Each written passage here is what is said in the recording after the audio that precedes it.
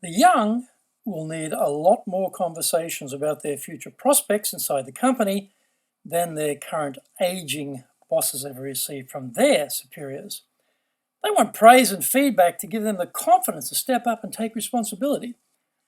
The old style boss luxury of screaming at staff when they made a mistake will no longer be available. The young will simply leave and get a job elsewhere.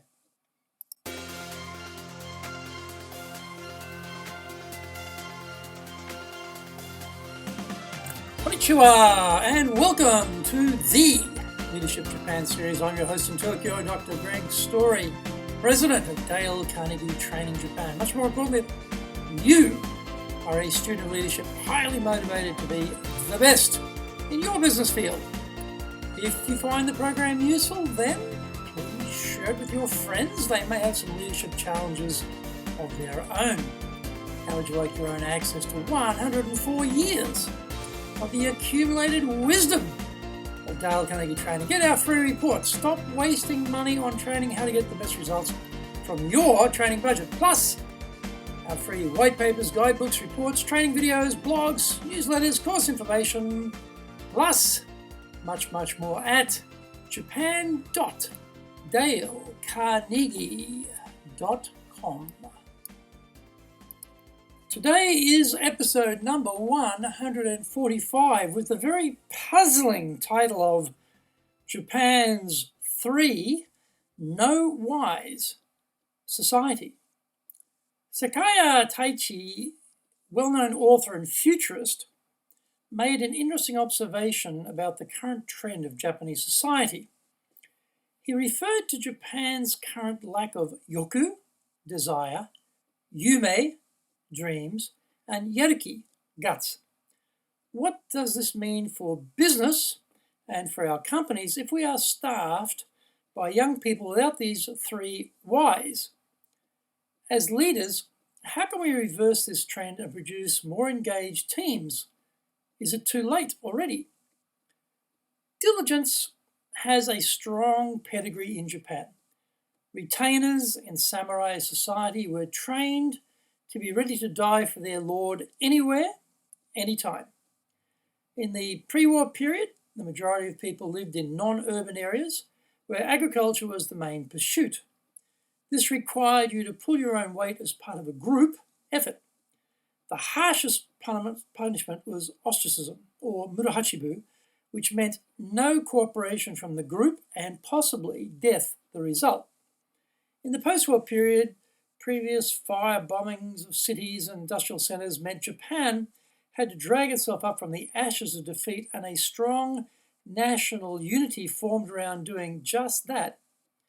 As Japan's GDP grew, salarymen would sacrifice their families for the company and proudly count off the leading economies Japan had surpassed as collective notches on the belt of a resurgent Japan. The 1985 Plaza Accord triggered the surge of the yen and the biggest global shopping spree possibly ever seen on this planet. Japan was coined number 1. The bubble burst.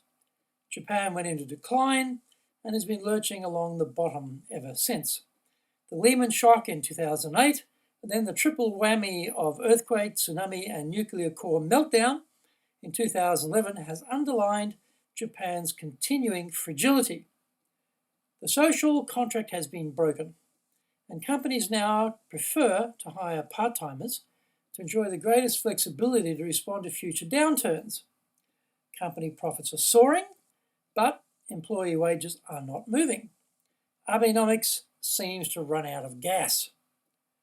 The roots of these 3 no whys are not hard to find.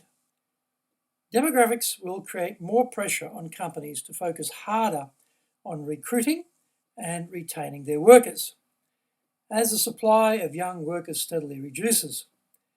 The stimulus to desire and dreaming of a better future will only arise because company leadership recognizes there is an issue in the first place. The expectation that this current generation will fit in, like every preceding generation, is Leadership Japan's geriatric illusion. The young will need a lot more conversations about their future prospects inside the company than their current aging bosses ever received from their supervisors. They want praise and feedback to give them the confidence to step up and take responsibility. The old-style boss luxury of screaming at staff when they make a mistake will not be available. The young will simply leave and get a job elsewhere. Not delegating and thereby not enabling them to gain experience so they can position themselves to step up into higher levels of authorities won't cut it either.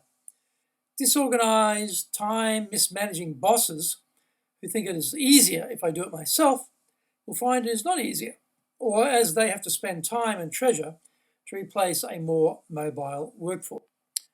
Coaching and mentoring skills are going to be going at a premium as leaders are sought out who can develop future leaders, retaining the best talent and leveraging the ideas, insights, and innovations of those at the bottom, those closest to the action.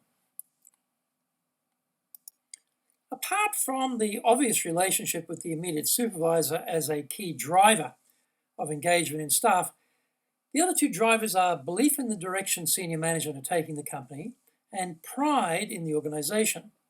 These last two are communication necessities. If current leaders think these are obvious truths in no need of elucidation, then they are in for a sad business future as the young depart in droves for competitors. Take a good hard look at your middle managers and senior leaders. Do they get it? Are they able to encourage the young to see a future with the firm and to not think they have to leave in order to advance their career? Are they able to get across the key messages required? If they are not fully capable, we had better get busy retraining them for the brave new world just around the corner. Their job one is to create a culture of yoku, desire, yume, dreams, and yaruki, guts, inside the organization.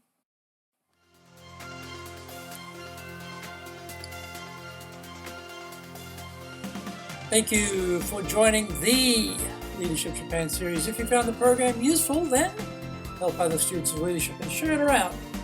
If you have a performance or people challenge in Japan, then maybe we can help you. Contact me at greg.story, that's greg.story, S-T-O-R-Y, at dalecarnegie.com. Also remember to access your free Dale Carnegie reports, white papers, guidebooks, training videos, blogs, newsletters, course information, plus much more, then go to japan.dalecarnegie.com.